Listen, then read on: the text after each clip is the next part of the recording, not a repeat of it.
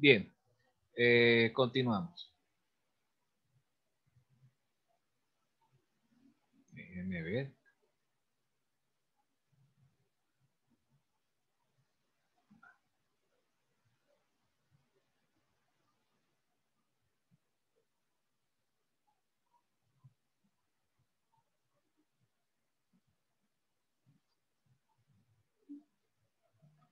Bien, el siguiente ejemplo, ¿ok? Se refiere a un grupo de pacientes, ¿ok? A quienes se les va a tomar una muestra de sangre, ¿ok? Leo a continuación. Se analiza el grupo sanguíneo de 10 pacientes tomados al azar en una ciudad y se desea calcular la probabilidad de que 3 personas tengan el grupo A, 4 el grupo O, 2 el grupo B y 1 el grupo AB. En la ciudad donde se lleva a cabo la experiencia, las probabilidades correspondientes a los grupos sanguíneos son las siguientes. La probabilidad del grupo A es 0.4, del grupo O es 0.48, del grupo B es 0.08 y del grupo AB es 0.04. ¿Okay? Fíjense que cuando uno suma entonces todas estas probabilidades, tiene que dar necesariamente 1. Esto es muy importante que este criterio siempre esté claro. ¿Por qué? Porque a veces uno en la vida diaria, uno quiere de repente hacer un análisis probabilístico de diferentes eventos, ¿verdad? Entonces es necesario, si uno quiere asignarles probabilidades basados en datos estadísticos, ¿ok? Que es una de las 3 definiciones que existen de probabilidades, la definición matemática, la definición subjetiva o la definición estadística. ¿Okay? Uno tiene que asegurarse de que las probabilidades que uno asigne siempre sean tales que cuando uno las sume, siempre dé 1. ¿Okay? Porque eso te define entonces la totalidad del espacio muestral asociado a ese experimento. Probabilidades siempre está asociada a experimento aleatorio, a un espacio muestral y por lo tanto todas las probabilidades o las probabilidades asociadas a todos los casos posibles tienen que sumar siempre 1. Es un error que, por ejemplo, uno asuma de manera, y eso más aún cuando de repente uno quiere asumir valores subjetivos de probabilidades, que eso también suele estilarse, pues suele encontrarse a veces en la vida real. Si uno va a asignar valores de probabilidades subjetivos basados en intuición, la experiencia, etcétera, uno tiene que asegurarse de que la suma de esas probabilidades siempre dé 1. Si no, entonces estás haciendo una barbaridad. Eso es muy importante que se tenga en cuenta. Bueno, estos son los valores de probabilidades y nos están dando, por supuesto, el tamaño de la muestra, una muestra de 10 pacientes. Luego nos dicen, se definen las siguientes variables aleatorias. ¿Okay? Definimos entonces X, número de personas portadoras de sangre tipo A, Y, portadores de la sangre tipo O, Z, portadores de la sangre tipo B y W, portadores de la sangre tipo AB. ¿Ok? Entonces, se quiere calcular la probabilidad de que 3 tengan el tipo A, 4 el grupo O, 2 el grupo B y 1 el grupo AB. Vamos a sumar esas cantidades para asegurarnos de que en verdad da 10, porque esa es otra cosa importante. La suma de los valores que tome cada una de las variables tiene que ser exactamente igual a 10, ni más ni menos. Entonces, 3 más 4 son 7, más 2 son 9, más 1 son 10, 10 exactamente. Entonces, bueno, fíjense que tenemos todos los elementos para realizar el cálculo de la probabilidad, en este caso multinomial, de 4 categorías o 4 variables. Bien, tenemos el valor n, tenemos la cantidad que toma cada variable, tenemos los valores de probabilidades que toma de que ocurra el valor de una variable, bien, y ya definimos apropiadamente la cantidad de valores que puede tomar cada variable entre sí. Vemos que X puede ir de 0 hasta 10, Y del mismo modo, pero los valores que tome X, Y y Z, ¿ok? Tienen que ser tales que la suma de esos valores no puede ser ni mayor ni menor que 10, tiene que ser exactamente igual a 10. O sea, es imposible en este experimento que X, Y y Z valgan 10 a la vez. ¿Por qué? Porque cuando lo sumamos no da 10, da 30. Eso no tiene sentido. Tiene que ser, por ejemplo, que X valga 2, Y valga 1, ya eso da 3, que Z valga 5, entonces ya llevamos 8, y que W a juro tiene que valer 2, para que, por decir un ejemplo. ¿Okay? Bueno, ya entendimos un poco cómo es la forma de interpretar los datos para construir la fórmula. Vamos entonces a ver. Dado que las 4 probabilidades suman 1, el número de personas portadoras de cada tipo de sangre suman el total a ser analizados, y se asume independencia entre cada prueba, se puede entonces aplicar el modelo multinomial. Y bueno, simplemente es escribir probabilidad de que x sea igual a 3, y igual a 4, z igual a 2, w igual a 1, igual a la función de masa de las 4 variables, evaluadas en 3, 4, 2, 1, se sustituyen los valores de x, y, z y w en la fórmula. Fíjense que es una generalización de la fórmula. Entonces aquí va a haber, en vez de ser 3 factoriales, va a haber un cuarto factorial. En vez de ser 3 probabilidades, van a ser 4 probabilidades. Se calcula y se obtiene este resultado. Como pueden ver, el modelo multinomial es de muy fácil aplicación. ¿Ok? Es muy sencillo. Entonces, bueno, lo importante es saber aplicar. ¿Cuándo no lo pueden aplicar? ¿Cuándo no pueden aplicar el modelo trinomial o multinomial? Cuando, por ejemplo, las probabilidades no suman 1, o en el caso de que sí sumen 1, pero entonces las combinatorias de situaciones no son las más propicias, como por ejemplo que de repente te digan, bueno, esto, como puede ocurrir que de repente te digan, quiero que contemplar solamente algunos casos particulares, no la totalidad de los posibles casos. ¿Okay? Esta combinatoria es, por supuesto, considerando el orden en que se detectan, ¿ok? O mejor dicho, suma las diferentes combinaciones en que pueden ocurrir estos resultados. Es decir, que de repente los 3 primeros pacientes se detectan primero, los 4 después, y así sucesivamente. O puede ocurrir que a lo mejor sea que primero se detecta un paciente X, después otro de Y, y después sucesivamente. Recuerden que estos son números combinatorios. Y si la probabilidad que están pidiendo no está asociada a el número combinatorio como tal, sino a casos particulares del número combinatorio, entonces, ¿qué hay que hacer? Hay que restarle cosas. ¿Ok? Hay que restarle términos al número combinatorio que está aquí. Entonces ¿eso qué significa? Que implicaría hacer un diagrama de árbol, ¿ok? Hacer un diagrama de árbol e ir descartando eventos, ¿ok? Como puede suceder, por ejemplo, en un examen de reparación. Un examen de reparación es una pregunta típica en las reparaciones. Espero que ninguno vaya a reparación, ¿ok? Pero si alguno tiene que ir a pasar por esa evaluación, tiene que estar muy atento porque a veces suelen preguntarse preguntas que parecieran ser modelos multinomiales o preguntas trinomiales, etcétera, pero no lo son. ¿Por qué? Porque de repente te están pidiendo casos particulares que no contemplan la totalidad de los casos que contempla el número combinatorio que está acá. Cuando eso ocurre, ¿ok? Solamente se puede utilizar esta parte de la fórmula, ¿ok? Pero después uno tiene que agarrar y generar diagramas de árboles de eventos, y ver cuáles son, e ir haciendo el conteo de los eventos asociados a esa pregunta, cuando no es la totalidad de los casos. ¿Ok? Eso hay que tener mucho cuidado. Pero bueno, eso ocurre más cuando son parciales, cuando son exámenes de reparación. Ejemplo, la reparación del semestre pasado y una reparación que hubo hace 2 semestres atrás también. Se plantearon modelos trinomiales o multinomiales que parecían que era de aplicación directa, pero cuando uno leía bien el enunciado, resulta que no te pedían el combinatorio. Te pedían no se resolvía con la combinación de todos los casos posibles, sino casos particulares. Ojo con eso.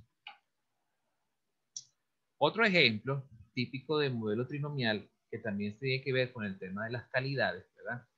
Por ejemplo, los ladrillos de vidrio defectuosos se clasifican en una fábrica de acuerdo con que tengan roturas, estén decolorados o ambos defectos. ¿Ven? Si las probabilidades respectivas son 0,5, 0,4 y 0,1, cuando suman da 1, calcule la probabilidad de que 6 de entre 10 de estos ladrillos tengan roturas, 3 estén decolorados y 1 presente ambos defectos. ¿Lo ven? Entonces, ¿cómo se resuelve esto? Bueno, ya lo hemos visto en los dos ejemplos anteriores. definimos nuestras variables, los valores que pueda tomar, o el dominio que puede tomar cada variable, ¿ok? Tenemos las probabilidades y simplemente lo que hacemos es definir la fórmula. Probabilidad de que X, es decir, de que el número de ladrillos con rotura sea exactamente igual a 6, el número de ladrillos decolorados sea exactamente igual a 3 y el número de ladrillos con ambos defectos sea 1, ¿ok? Es decir, que estas cosas sucedan de forma simultánea, o dicho en términos de conjunto, la intersección de estos tres eventos, ¿verdad? Bueno, simplemente sustituimos directamente en la fórmula y nos da este resultado. Bien, si no hubo dudas con el modelo multinomial, vamos a pasar ahora al modelo geométrico, ¿ok? La distribución geométrica. La distribución geométrica es un caso particular del modelo binomial. Veamos esto. Si se lleva a cabo un experimento Bernoulli n veces, puede definirse una variable aleatoria x que represente el número de veces que se realiza el experimento hasta obtener el primer éxito, o lo que es lo mismo, hasta que el suceso en el que estamos interesados ocurra por primera vez. Es decir, eso es cuando, por ejemplo, estamos haciendo algún tipo de muestreo para detectar la ocurrencia para detectar si hay alguna pieza defectuosa en una muestra de productos recién fabricados. Y de repente lo que nos interesa es calcular la probabilidad de que ese producto defectuoso se detecte en la cuarta extracción, o en la quinta extracción, o en la enésima extracción. ¿Ok?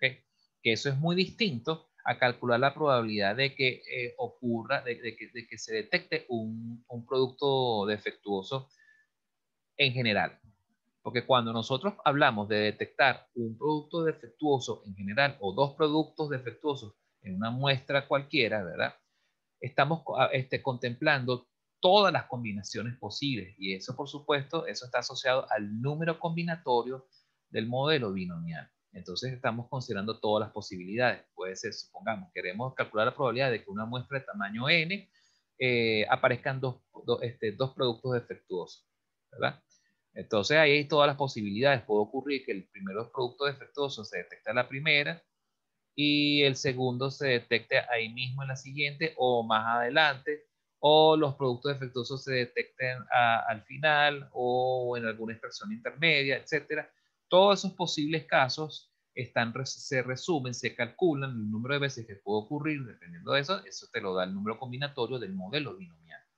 Pero en este caso, el modelo geométrico se enfoca en una combinación específica. Es la combinación específica de que en una muestra, en una muestra, el número, el elemento defectuoso o el elemento de interés, ¿verdad? Se detecta a la extracción enésima, a una extracción específica. Entonces ya no te sirve el número combinatorio, porque el combinatorio contempla todos los posibles casos. Hay que enfocarse en el caso específico en el que se extrae, ¿verdad? La muestra de acuerdo con lo que te dice el enunciado. Vamos a ver cómo lo podemos aplicar.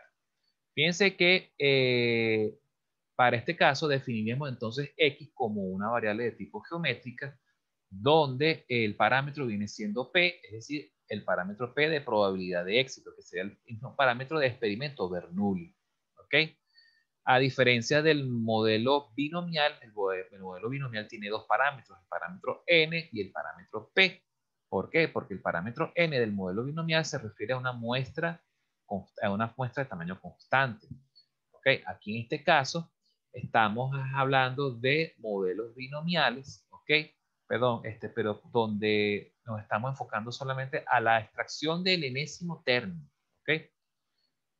Bien, entonces fíjense, la variable, el valor que toma X, por supuesto, va a ser una variable que puede tomar de 1 hasta el valor que nos especifiquen en el enunciado del problema. Es decir, X puede ser, desde cierto punto de vista, una variable discreta, infinita, numerable. Es decir, no tiene un máximo, no tiene un mínimo. O sea, el mínimo sí lo tiene, es 1. Fíjense que en este caso X no vale 0, sino que vale 1, vale 2, vale 3, etc. Es decir, está asociado a ¿qué? A que se detecte en la primera, en la segunda, en la tercera o en la enésima extracción el elemento que nos interesa, cuya probabilidad de ocurrencia es la probabilidad del parámetro de la variable. La deducción de la función de masa, aquí de repente sí puede ser necesario ver cómo funciona esto. Si podemos echar un vistazo a la forma en que se deduce la función de masa. Supongamos que es necesario tener en cuenta que a lo que a nosotros nos interesa es detectar el primer resultado exitoso y que ese resultado exitoso ocurre en X intentos. Entonces fíjense que la variable X, ¿qué representa? Representa el número de intentos hasta que ocurre el primer resultado exitoso. Supongamos que el resultado exitoso es el evento A de probabilidad P y los eventos B, B, B, B, B que tenemos aquí son eventos no exitosos. ¿Ok? Entonces, si nosotros hacemos una seguidilla de eventos, ¿ok?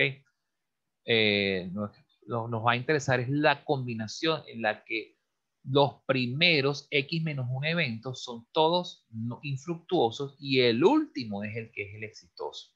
¿Ok? Entonces, esa es la combinación que a nosotros nos interesa. Esto es muy distinto a, por supuesto, cuando uno utiliza el modelo binomial, el número combinatorio contemplaría todas las posibilidades, es decir, que A ocurra de último, pero que también ocurra de primero, o de segundo, o de tercero, o de cuarto, etc. Eso sí, si es así, entonces ya no, lo que nos interesa es trabajar con el modelo binomial.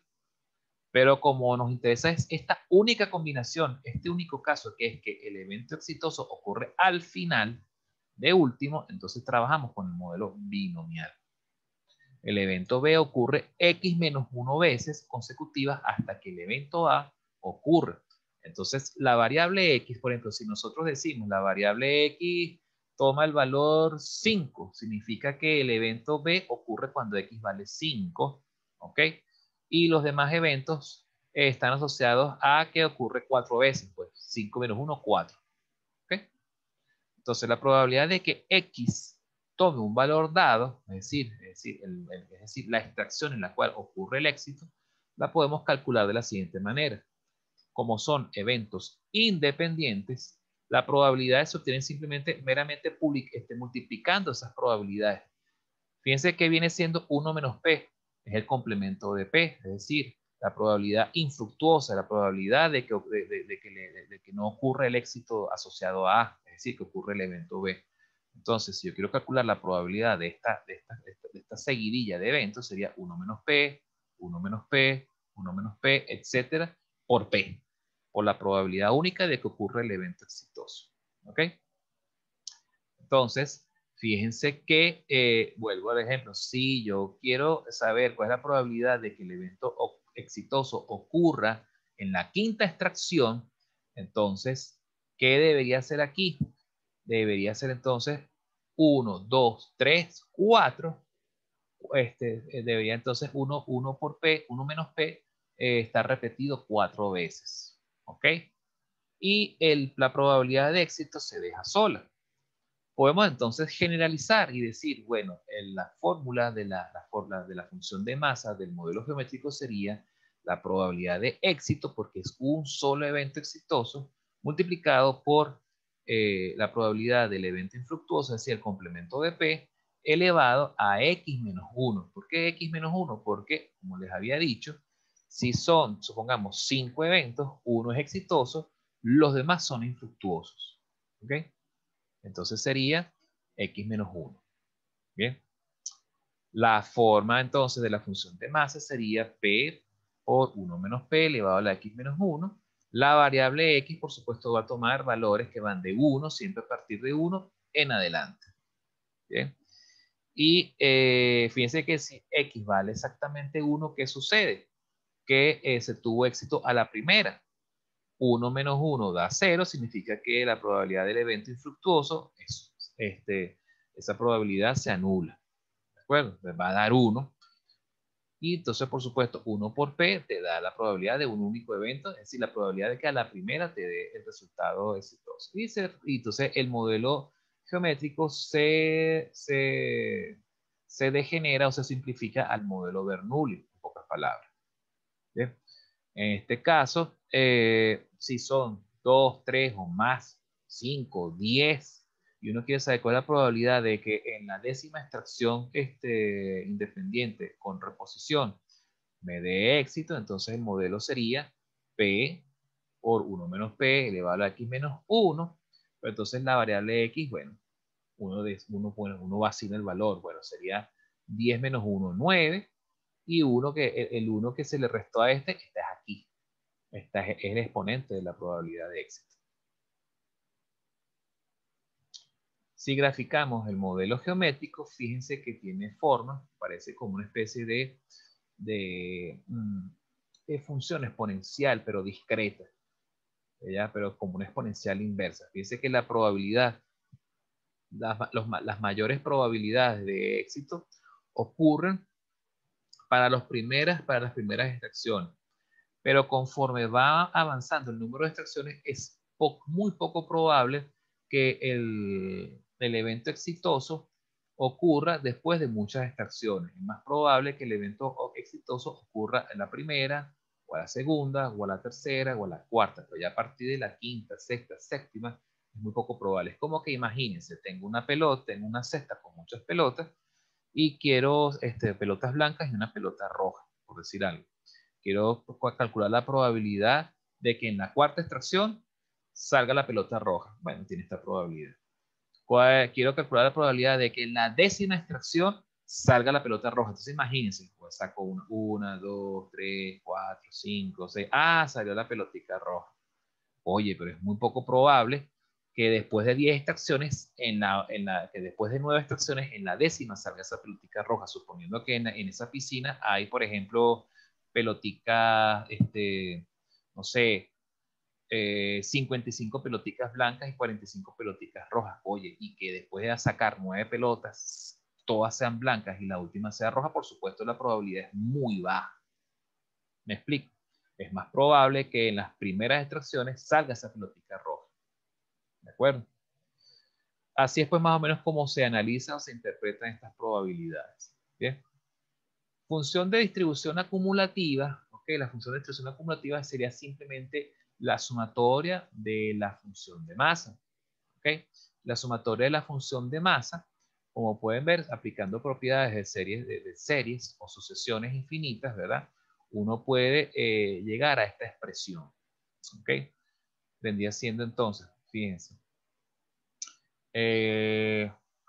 Por ejemplo, como la variable es discreta, infinita, numerable, esa sumatoria, por supuesto, va a tender a hacer una serie que va a estar acotada hasta el valor K, hasta el valor que uno quiera especificar. Pero entonces uno tiene que acumular, por supuesto, las probabilidades asociadas a valores que son menores que K. Entonces, por ejemplo, supongamos que arrancamos para un valor K'ésimo dado. ¿Qué es lo que hay que hacer? Planteamos, esta sería la probabilidad de que en la primera extracción se tenga éxito. Esta sería la probabilidad de que en la segunda extracción se tenga éxito. Esta sería la probabilidad de que en la tercera extracción se tenga éxito. Y así sucesivamente hasta que en la K'ésima extracción se tenga éxito. Esta es pues esta expresión. ¿Qué es lo que se hace ahora? Lo primero que sería es sacar factor común. ¿Y cuál sería el factor común que nosotros podemos tomar de aquí? El factor común que podemos tomar de aquí vendría siendo P entre 1 menos P, o P entre Q, si nosotros al complemento de P lo denominamos Q. ¿Okay? Al sacar ese factor común se nos genera esta sucesión de términos. Esta sucesión de términos, si uno revisa nuestras guías de series y sucesiones, etc., vamos a ver que esto corresponde a esta sumatoria que está aquí, a la sumatoria de x igual 1 hasta k de 1 menos p a la x. Este 1 menos p normalmente en las fórmulas de sucesiones o series suele representarse con una letra. Por ejemplo, r a la x o r a la y. R comprendido entre 0 y 1. Bueno, 1 menos P es un valor comprendido entre 0 y 1. ¿Ok? Yo les invito a que cada quien revise en sus guías de cálculo 2, por ejemplo, que es donde se supone que deben haber visto sucesiones y series, y van a encontrar, por supuesto, la serie asociada a esta sucesión de términos. ¿Ok? ¿Que es convergente? Si es convergente, es importante que sea convergente y eso, por supuesto, se demuestra. Esto ya se deja a revisión del lector, que ustedes revisen esto. ¿Ok? Pero finalmente sí se va a cumplir que la función de distribución acumulativa deducida de esta manera sí converge. ¿Okay? Y cuando, de hecho, cuando uno la grafica, para el ejemplo específico, ¿verdad? Ella tiende a ser igual a 1 en el infinito. ¿Ok? Cuando la variable x crece de manera infinita numerable, la probabilidad acumulada tiende a 1. Siempre, independientemente del valor que tome la probabilidad. ¿Ok? Eso siempre se cumple. Finalmente, la función de distribución acumulativa entonces tiene esta forma. Aquí sí, fíjense que aquí sí está bien planteado para un valor específico de k. Sería entonces la sumatoria de x igual 1 hasta k, ¿verdad? De esta expresión que está aquí. Para valores de x desde 1 en adelante. Bien. Para valores menores que 1, la función de distribución acumulativa vale 0. Ya la deducción de la función generatriz de momento, bueno, vamos a pasarla de largo. Esta es pues entonces esta fórmula que sería como la misma que vimos o que se puede ver en la guía de teoría de la materia. Importante, la esperanza y la varianza vendría siendo el inverso de la probabilidad, ¿ok? De la probabilidad de éxito, y la varianza vendría siendo Q entre P al cuadrado, o 1 menos P entre P al cuadrado, ¿ok? Básicamente. Una consecuencia de utilizar el modelo geométrico es que el sistema probablemente nunca se agote. ¿Okay? Claro, porque simplemente es la probabilidad de extraer, de que en la enésima extracción se obtenga un éxito. ¿Okay? El primer éxito, en pocas palabras. Entonces podemos estar, si de repente es una cesta muy grande de pelotas, podemos estar un buen rato, un largo rato, sacando peloticas, peloticas, peloticas, hasta que haya éxito. ¿Okay? Aquí hay algo bien curioso que sucede, una propiedad bien interesante que tiene el modelo geométrico, que es la de que el modelo carece de memoria. ¿Cómo es eso?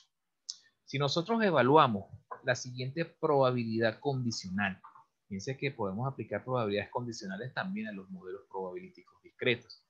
En el caso específico de que la probabilidad de que x sea mayor que para que la suma de los parámetros a y b, dado que x es mayor que a, ¿ok? Se va a cumplir que esta probabilidad condicional es exactamente igual a la probabilidad del evento condicionante, ¿ok?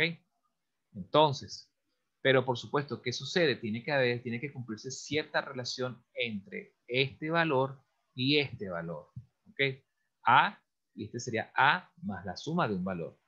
Ahora, por qué se cumple esto? Veamos la siguiente demostración. Sea A igual X mayor que A, el evento condicionante. Calculamos entonces la probabilidad del evento condicionante. Como es X mayor que A, lo que hacemos es simplemente trabajar con el complemento de 1, o sea, 1 menos la probabilidad calculada con la función de distribución acumulativa. Como ya vimos de la ficha, la función de distribución acumulativa viene siendo esta que está aquí. Entonces se sustituye. Donde va K, aquí, se coloca la letra A, el parámetro A. Y bueno, listo. Tenemos 1 menos la función de distribución acumulativa evaluada en A. Bien. Gracias a una serie que tenemos por allí en nuestra librería de series y sucesiones, etcétera, nosotros podemos entonces hacer esta siguiente simplificación. Y vamos a llegar a que la probabilidad del evento condicionante es 1 menos P elevado a la A. ¿Ok? Luego, al saber entonces que la probabilidad condicional de X menor que A más B, dado el evento condicionante, ¿verdad? Sería entonces 1 menos la función de distribución acumulativa de la variable condicionada. La variable condicionada, ¿cómo nosotros calcularíamos esto? Bueno, simplemente agarramos la función de distribución acumulativa y la dividimos entre la probabilidad del evento condicionante. Al dividirla entre la probabilidad del evento condicionante, ¿verdad? Se van a realizar toda una serie de simplificaciones y fíjense qué es lo que nos va a dar. Nos va a dar entonces que es 1 menos P elevado a la B. Esa probabilidad está asociada ¿a quién? A la probabilidad de X menor que B. Simplemente porque si nosotros en vez de agarrar y sustituir X mayor que A, sustituimos por X mayor que B, bueno, tienen la misma forma.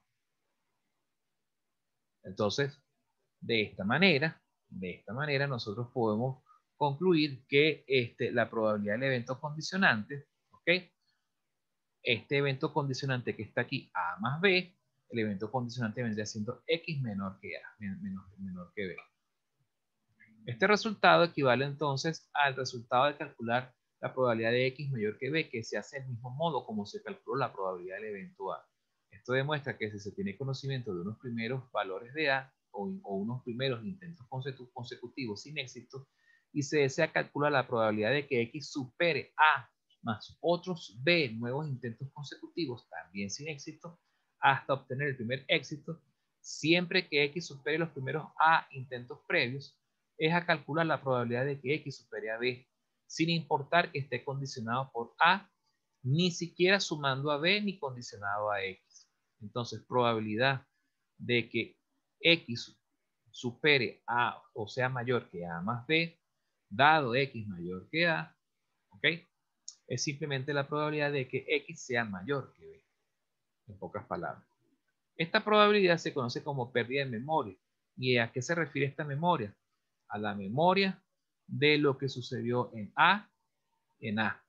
¿Ok? Eso es lo que nos interesa, es simplemente la probabilidad de lo que sucede a partir de B. Lo que pasó antes de B pierde interés. ¿Ok? Esto, por supuesto, lo podemos aplicar cuando estamos evaluando probabilidades de tipo condicional de la forma X mayor que A. ¿Ok? Hay otras probabilidades interesantes que nos pueden servir para poder resolver algunos problemas, como por ejemplo, la función de distribución acumulativa, que nosotros la vimos acá de esta manera, la podemos simplificar también a esta expresión. F de K también podemos evaluarla como 1 menos el complemento de P elevado a la K. ¿Ok? ¿Por qué? Porque ya de la deducción anterior, de esta deducción de la probabilidad de la propiedad de pérdida de memoria, ya vimos que la probabilidad de que X sea mayor que K es igual a 1 menos P elevado a la K. Entonces, si nosotros a esto le restamos, si hacia esto le restamos a 1, le restamos este término, nos va a dar la función de distribución acumulativa nuevamente. ¿Okay? Entonces, fíjense que la función de distribución acumulativa o puede ser utilizada, se puede evaluar de esta manera o la podemos evaluar con la sumatoria.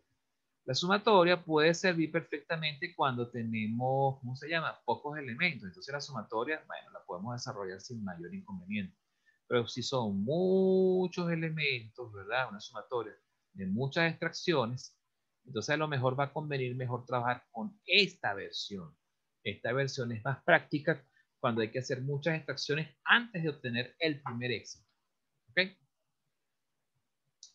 Bien, esta comparación es importante hacerla. Si comparamos el modelo binomial, ¿ok? Con el modelo geométrico, la diferencia es que, primero, la variable aleatoria binomial representa el número de éxitos en n intentos, sin importar el orden, lo que les había dicho hace rato. Por eso se multiplica por un número combinatorio. El número de éxitos y de fracasos está limitado por el número de ensayos n, que es constante. Y por eso la binomial tiene dos parámetros. El parámetro P de probabilidad de éxito del evento objeto de análisis y el parámetro N, porque ese número es constante. En cambio, la variable aleatoria geométrica representa el número de fallos consecutivos antes del primer éxito. Para eso no nos sirve el número combinatorio. Nos sirve entonces analizar cuál es ese caso específico. Es un único caso. Es el único y exclusivo caso de que el primer éxito ocurre al final. ¿Ok? Va de último.